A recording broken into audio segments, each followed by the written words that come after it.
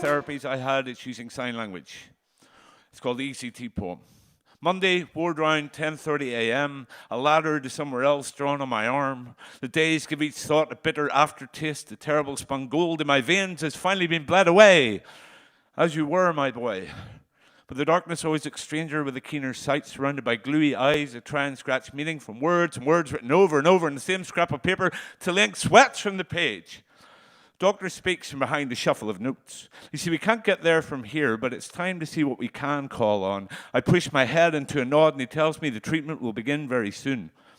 Once he recovered his sense and the shape of his tongue, Tim tells us all a ghost story. How if you change your thinking, if you try to get off the gurney, they strap you down so they can safely feed icy waters into your veins to freeze the life inside you.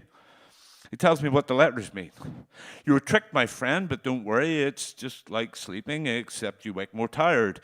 The days stalk the walls like shadows. My time is spent in circles orbiting the same thought, the center of which is a dark-hearted sun. I spend the daylight hours sweating out my fears, and the nighttime sweating out my dreams until he tells me, it's time to go.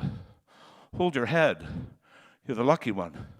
On the gurney, the ceiling glides over my eyes. Distance and affection etch-a-sketched across the nurse's expression.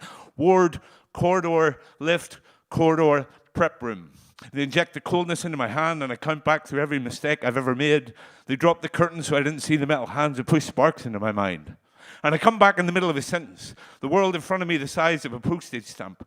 He plunks breakfast on a table for me as my mind struggles into the clothing of thought. Come on, he says.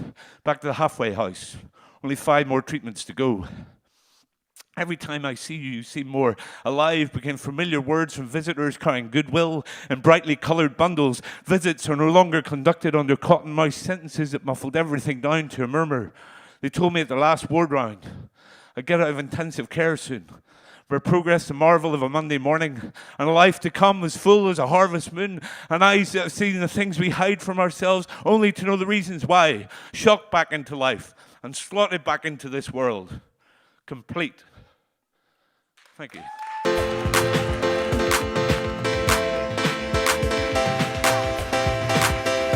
Slantia Michael Winston.